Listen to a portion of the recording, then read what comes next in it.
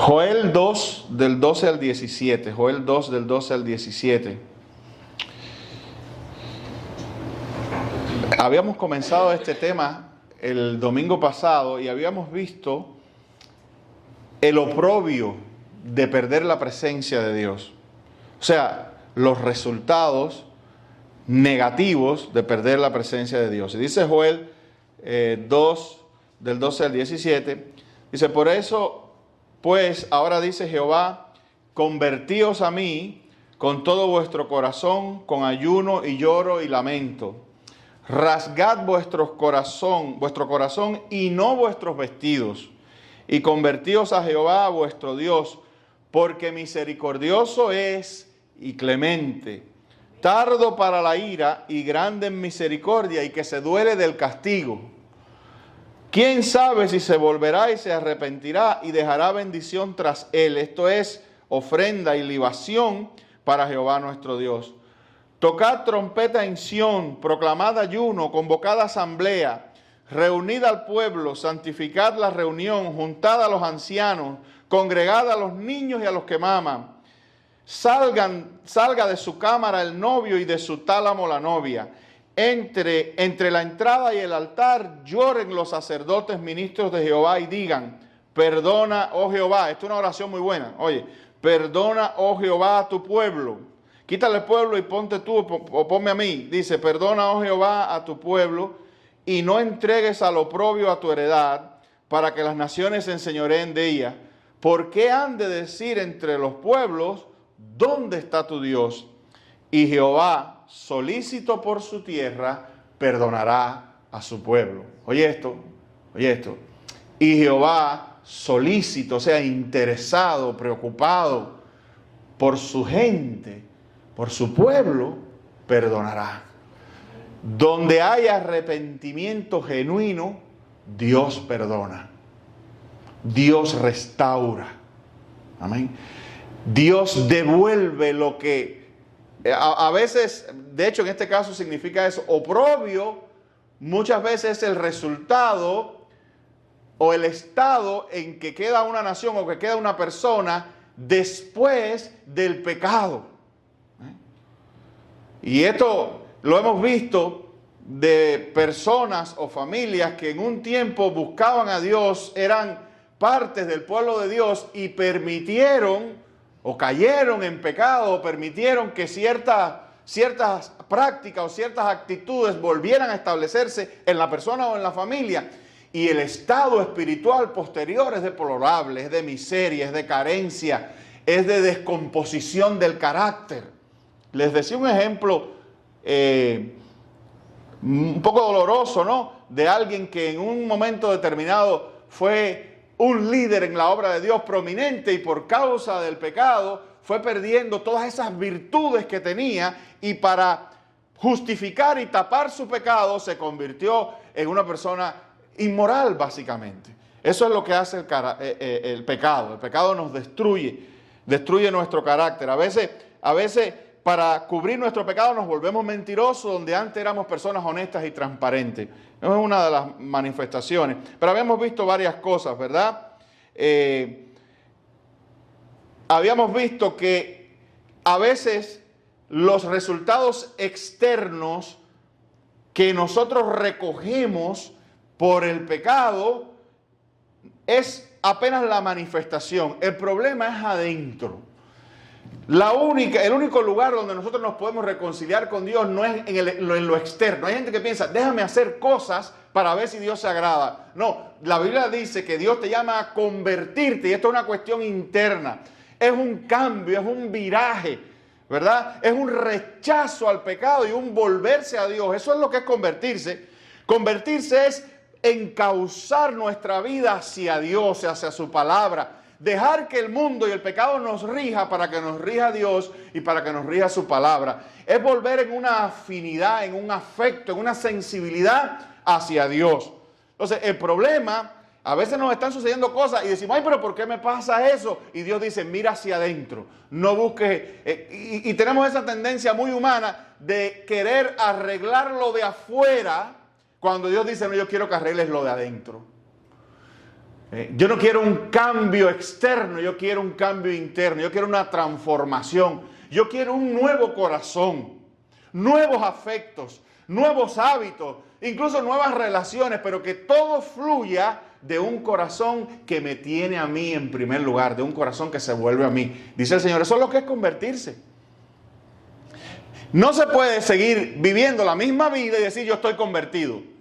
Esa es la gran verdad del cristianismo, y por eso es muy difícil de imitar. La gente puede actuar el cristianismo un tiempo, ¿verdad? Pero es difícil llamarse cristiano y seguir viviendo la misma vida de pecado, de inmoralidad, de malas cosas, cuando el cristianismo es precisamente Dios vino a sacarte de las tinieblas, a rescatarte. Amén. Entonces el problema es en el corazón. Entonces aprendíamos que el corazón se transforma. En primer lugar, el inicio de la transformación del corazón es un arrepentimiento. Un arrepentimiento del pecado. Por eso decía, arrepentidos y convertidos de todo vuestro corazón.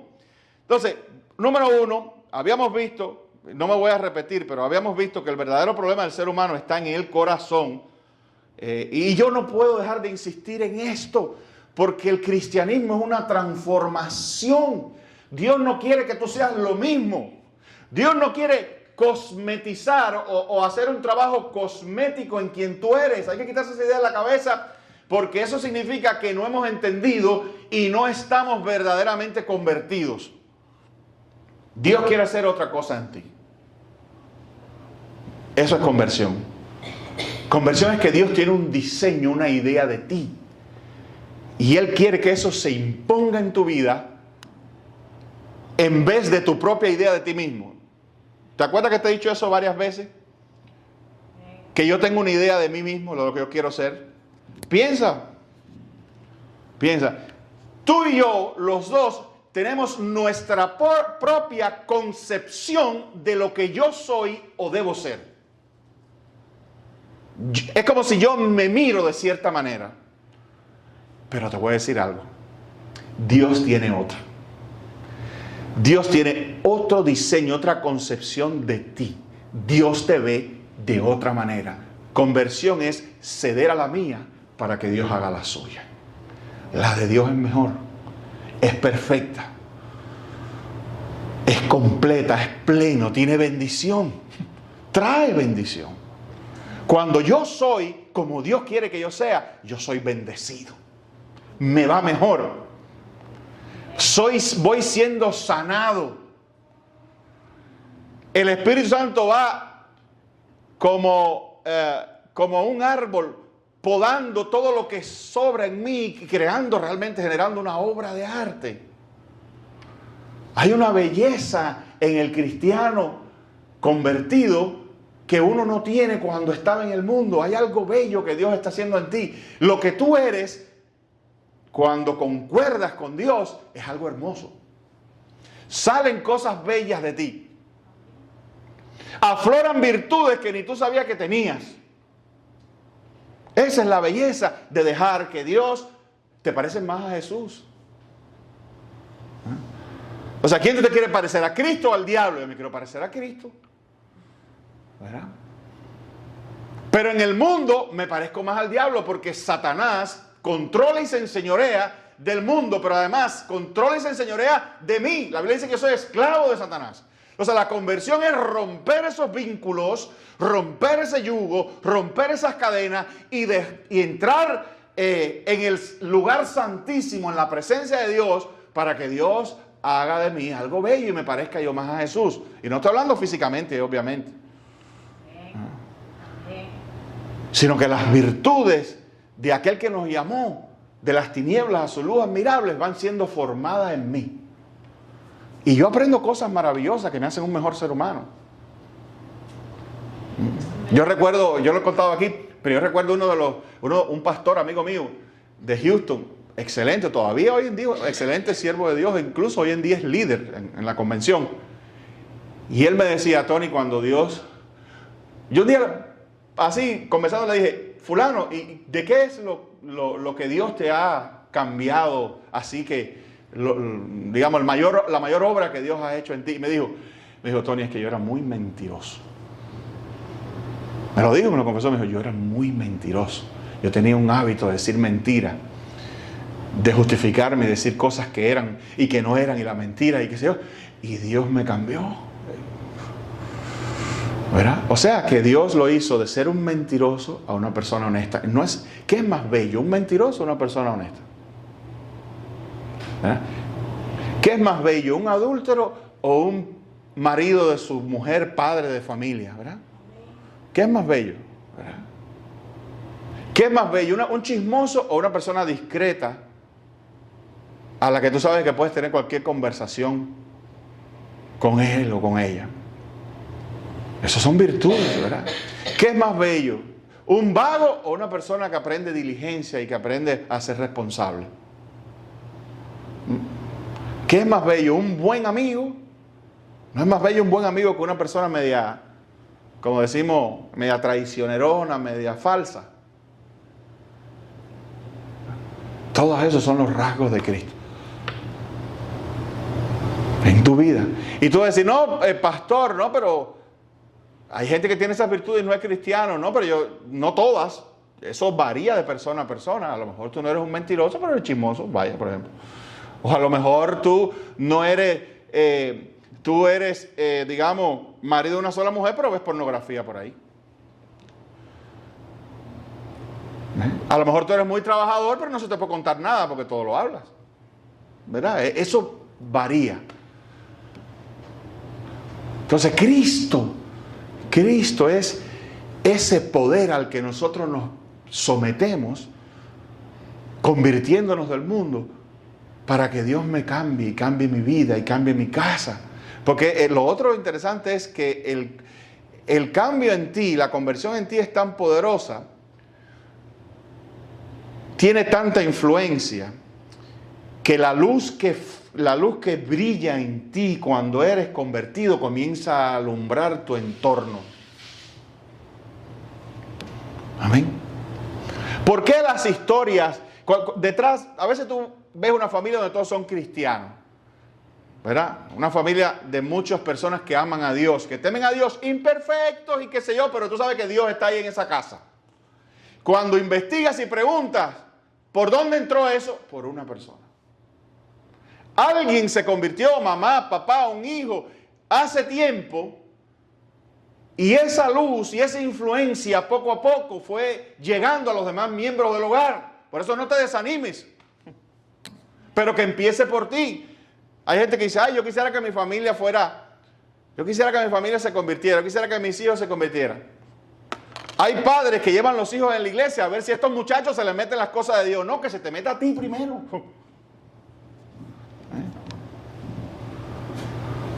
¿Verdad? Hay gente que dice, no, a mí me han dicho eso, me dijo, pastor, yo me voy a llevar a mis hijos a tal o más cual iglesia, porque como en aquella iglesia hay una rumba y hay colores y luces y flashes y fuegos artificiales y gente dando vuelta carnera, a ver si ahí le entra Cristo. No, que te entre Cristo a ti.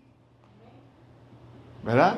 Cuando tú te montas en un avión y andas con un hijo, la azafata te dice que si hay una emergencia y descienden las máscaras de aire, de oxígeno, que primero te la pongas tú y luego se la pongas a tus hijos. Porque si tú te desmayas por falta de oxígeno, entonces sí no va a ver quién se la ponga a los muchachos. ¿Verdad? El cristianismo es así. Primero uno. Hay gente muy preocupada por el estado espiritual de su casa, de sus hijos, y eso es comprensible. Pero yo les digo, preocúpate tú en primer lugar, cómo está tu corazón. ¿Verdad? Vuélvete tú al Señor y deja que la belleza de Cristo fluya a través de ti hacia tu prole o hacia tu familia. Amén, queridos. Entonces, el arrepentimiento verdadero es volver a Dios. El arrepentimiento bíblico no es simplemente sentirse mal. Hay gente que se siente, tengo un remordimiento.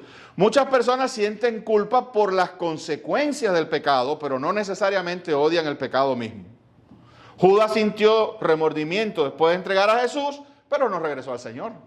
Fue y se ahorcó. Pedro también lloró amargamente después de negar a Cristo, pero sus lágrimas fueron acompañadas de restauración. La diferencia está en que el verdadero arrepentimiento nos lleva nuevamente a Dios. David expresó esta verdad después de su pecado. En el Salmo 51:4, yo creo que eso se lo leí. Contra ti solo he pecado y he hecho lo malo delante de tus ojos para que seas reconocido justo en tu palabra y tenido por puro en tu juicio. David había pecado contra personas, había causado dolor, había destruido una familia, pero entendió que la raíz de todo el pecado y todo lo que él había hecho era principalmente una ofensa contra Dios. El arrepentimiento comienza cuando vemos nuestro pecado de la perspectiva de Dios. Hay que arrepentirse. Yo he oído gente por ahí, yo he oído estos comentarios. No, yo no tengo nada que arrepentirme en mi vida. Esa es la gran mentira más grande que una persona puede decir. No, yo no tengo nada que arrepentirme. Camiones de cosas de las cuales arrepentirnos arrastramos en nuestras vidas. Qué bueno que venga Cristo que las tomó todas en la cruz, ¿verdad? Y mire, con un arrepentimiento resolvemos un montón.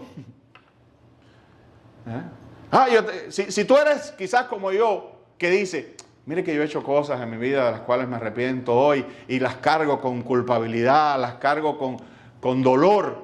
Bueno, Cristo dice, si te arrepientes conmigo, si te arrepientes y te vuelves a mí, yo voy a cubrir todo eso.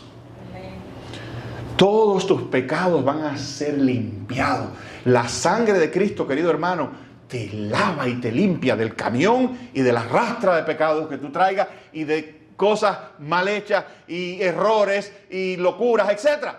Cristo murió. ¿Con qué se cura eso? Con una muerte. Fíjate cuán grave es que necesitó la muerte. Y a la vez la gravedad de la muerte habla de la potencia de la solución que requirió una muerte. Y si ya la muerte se hizo y fue aceptada por Dios y Cristo murió y dijo consumado es, amén, pues entonces todos tus pecados, las graves como son cubiertos por la gravedad de la muerte del Cordero de Dios, del Hijo de Dios perfecto en una cruz. Si tú crees eso, si tú te arrepientes de tu vida, de toda tu vida, de todas esas cosas, y te abrazas a Cristo y le dices, Señor, recíbeme, yo entrego mi corazón a ti, la sangre y la muerte de Cristo limpia y cubre todos tus pecados una vez y para siempre. No hay ni habrá una sola cosa contra ti, ni en la tierra, ni en este siglo, ni en el venidero, ni en el cielo, ni en ningún lugar. Porque la muerte de Cristo, la muerte preciosa del único ser humano y Dios también, sin pecado, cubre los tuyos.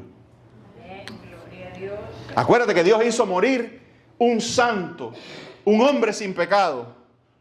Hizo morir al Cordero. ¿Para qué? Para que tus pecados fueran cubiertos. Entonces, esa es mi garantía. Yo me puedo parar con esa garantía delante de Satanás cuando me intente recordar. Yo me puedo parar delante de cualquiera que me quiera condenar y decir, lo siento, sí, yo lo que hice fue malo, pero ninguna condenación hay contra mí. ¿Sabe por qué? Porque Cristo murió por mí y pagó esa cuenta en mi lugar. No hay nada, Dios no tiene nada contra aquellos que arrepentidos creen en Cristo como su Salvador. Esto que te estoy diciendo. ¿Amén? Amén. Entonces hay que contemplar a Cristo desde Joel. Joel llama al pueblo a volver a Dios, pero la pregunta es, ¿cómo puede un Dios recibir a pecadores? ¿Cómo puede Dios perdonar sin negar su justicia? La respuesta está en Jesucristo. El arrepentimiento anunciado por Joel encuentra su cumplimiento en el Evangelio. Jesús comenzó su ministerio diciendo, desde entonces comenzó, oye esto, esto está en Mateo 4:17. Desde entonces comenzó Jesús a predicar y a decir, arrepentíos porque el reino de los cielos se ha acercado. Te estoy dando una clave. ¿Cómo se entra, pastor? Yo siento, usted está hablando y yo siento algo en mí, como una invitación interna, como si algo interno me llamara a esas palabras, como si me desafiaran. ¿Por dónde se entra aquí? Se entra arrepintiéndose. Arrepintiéndose. Cristo no vino simplemente a mejorar nuestras vidas, vino a reconciliarnos con Dios. El problema más grande del hombre no es solo su sufrimiento, es su separación del Creador. Y la solución más grande no es solamente recibir ayuda de Dios, es recibir a Dios mismo. Cristo vino a restaurar la comunión que el pecado destruyó. Dios demanda un arrepentimiento del corazón, no una religión externa. Fíjate que en Joel, te repito, y esto te lo he remachado, en Joel 2:13 dice, rasgad vuestro corazón y no vuestros vestidos. Porque en los tiempos bíblicos rasgar los vestidos era una expresión externa de dolor. Muy fácil. Habían hecho algo y ¿qué hacían? Se rompían. Eso era lo que era rasgarse los vestidos. De hecho lo hacían literalmente. Ellos se alaban las batonas esas que ellos traían. Eran los vestidos de esa época.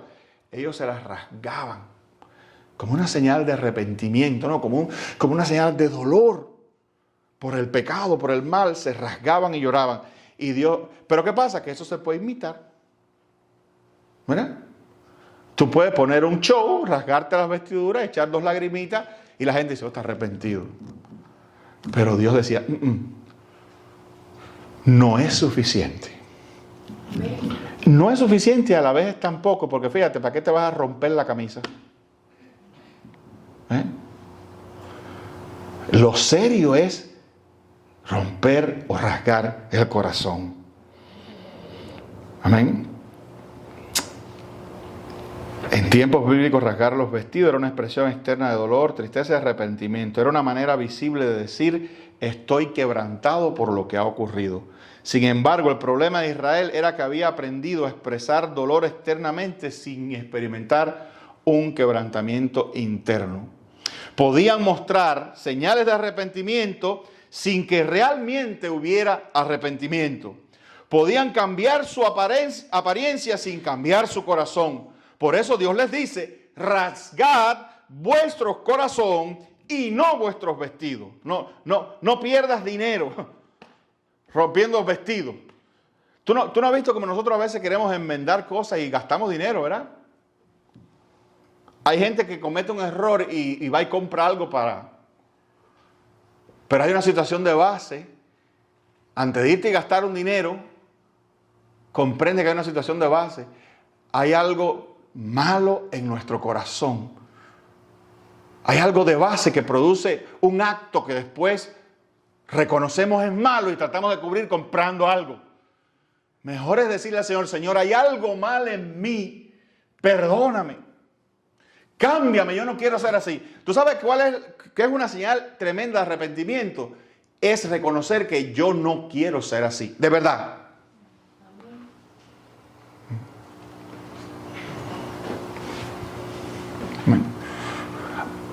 Hay gente, pero a veces a nosotros nos señalan cierto problema. Porque a veces es tan evidente que tenemos un problema aquí por lo mismo, otro allá por lo mismo, otro acullá por lo mismo. Después decimos que son la gente, pero el patrón se repite, ¿no? Te vas para la Conchinchina y allá aparece eso. Como alguien dijo un día, el único problema de cambiarse de un lugar a otro es que te llevas a ti mismo. ¿Verdad? Entonces, a veces nosotros somos abordados por otras personas y a veces por Dios mismo, o a veces es Dios mismo comunicándose con nosotros a través de la referencia o del feedback que recibimos de otros. ¿Y qué es arrepentimiento? Decir, Dios mío, yo no quiero ser así. Yo imagino un mundo en el que yo no soy así. Yo sueño con una realidad en la que yo no soy así. No quiero esto en mi vida. No quiero ser así. No quiero ser definido por ese rasgo. No quiero ser definido por esa actitud. No quiero esa constante manifestación de lo mismo en mí. No lo quiero. Eso es arrepentimiento. Anhelo y sufro por ser diferente. Eso es arrepentimiento. Eso se lleva a Dios. Eso se lleva a Dios. A lo mejor tu problema es que tú no quieres saber de Dios. Peor todavía. Pero tu corazón te duele. Porque tú sueñas con un tú que sí ama a Dios. que oye las palabras del pastor y dice, yo quiero ser así. Llévale eso a Dios, eso es arrepentimiento. No sé si te lo puedo ilustrar de una... Ahora, mientras tú y yo estemos solapando el pecadito, lo veamos así como pecadito, ahora está hablando de fútbol, ¿no? A veces se ponen ahí los narradores a discutir si fue falta o no, que fulano le metió el pie, que fue falta o no fue falta, y a veces se le dice, bueno, fue faltita, o sea, sí fue falta, pero chiquitica. Fue pecado, pero pecadito. Sí, en todos los lugares tengo problemas con lo mismo, pero pecadito. Eso entonces no estás arrepentido y no hay cura y el corazón no ha sido rasgado. Ese rasgar del corazón es el dolor por ser lo que uno es a la luz de que ya uno comprende que Dios quiere que uno sea distinto. Es esa diferencia entre lo que yo soy y lo que quiero que Dios sea que me duela en mi corazón. No quiero ser así, Señor. No quiero, eso no es lo que yo ambiciono para mí. Amén. ¿Tienes alguna adicción por ahí, escondida en la oscuridad, que se manifiesta persistentemente? Dile al Señor, yo no quiero ser así. Yo sueño con una persona que no hace esto. Es más, rechazo y deploro esa parte de mí. Eso es arrepentimiento. ¿Me hago entender, hermano? Bien, por eso Dios dice, rasgad vuestro corazón. Dios no estaba diciendo que las expresiones externas fueran incorrectas. La Biblia enseña acerca del ayuno, la oración, el lloro y la humillación delante de Dios. El problema era que esas acciones se habían convertido en sustitutos del verdadero arrepentimiento. El pueblo tenía una religión visible, pero un corazón distante. Amén. Entonces dejemos la religión y acerquemos el corazón. Amén. Y con esto termino, este sigue siendo uno de los grandes peligros de la vida espiritual. Podemos aprender a hacer las cosas correctas sin tener una relación viva con Dios. Podemos asistir a la iglesia, cantar himnos, escuchar sermones, conocer versículos y participar en actividades cristianas, pero aún así mantener áreas de nuestras vidas sin rendir al Señor. La religión externa puede engañar a otros, pero nunca puede engañar a Dios. Dios no mira solamente nuestras acciones, Dios mira el corazón. Y el profeta Samuel aprendió esta verdad cuando fue enviado a ungir al próximo rey de Israel. Cuando vio a Eliab, pensó que seguramente él era el escogido. Eliab era alto, de hermoso parecer, wow, un modelo. Samuel parece que en ese momento se dejaba impresionar por lo externo, ¿no? Y en 1 Samuel 16:7 Jehová le respondió a Samuel: no mires a su parecer ni a lo grande de su estatura, porque yo lo desecho. Porque Jehová no mira lo que mira el hombre, pues el hombre mira lo que está delante de sus ojos, pero Jehová mira el corazón. Dios no quedó impresionado por la apariencia externa de Eliab. Dios buscaba un corazón conforme a él. Amén. Y esto es una buena enseñanza a modo de aplicación. Quiere decir que hay dos realidades: la que está delante de tus ojos y la del corazón. Te digo porque muchas veces aprende esto en la vida, para todo.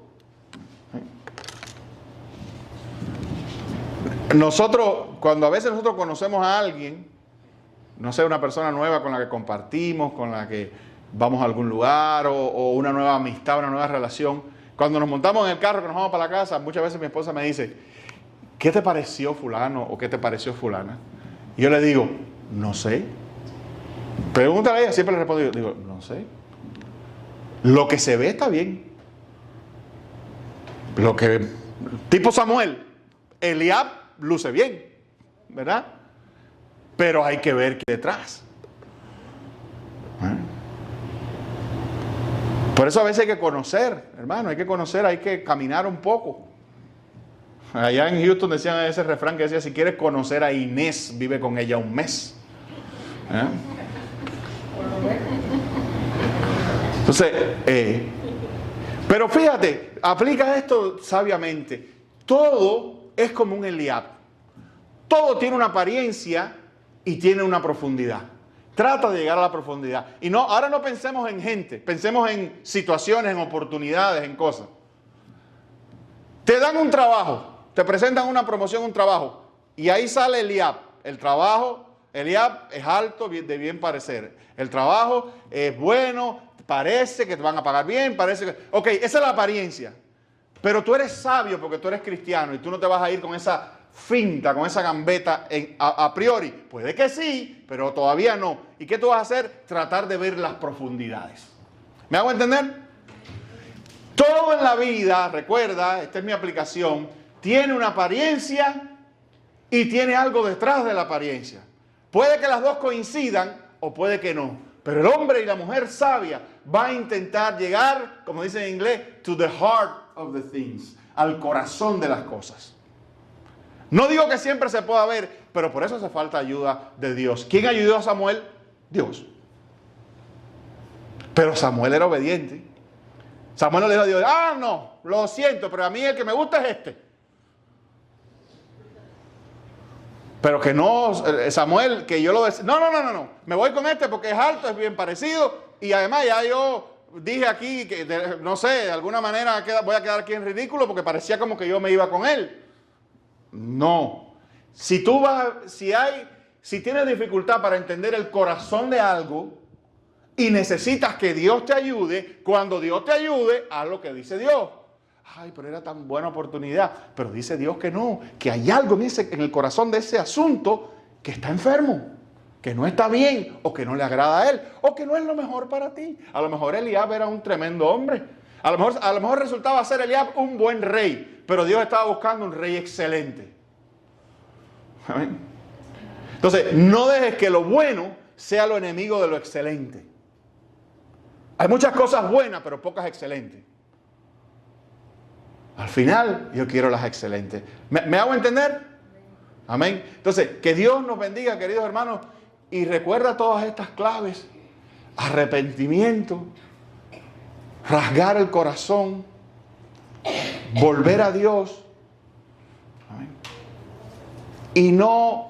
Y tratar de ser profundo en nuestros análisis de las cosas. Llegar al corazón. Y eso obviamente tiene un tema espiritual. En un sentido, nosotros somos nuestros propios Eliab. Muchas veces. Nosotros tenemos también nuestra apariencia, que es muy bonita, para nosotros mismos. Pero Dios nos dice, no, a mí no me interesa cómo tú luces. A mí me interesa lo que tú eres en tu corazón. Deja a Dios llevarte por ese camino y tú verás que Dios va a hacer algo hermoso, virtuoso de ti. Amén.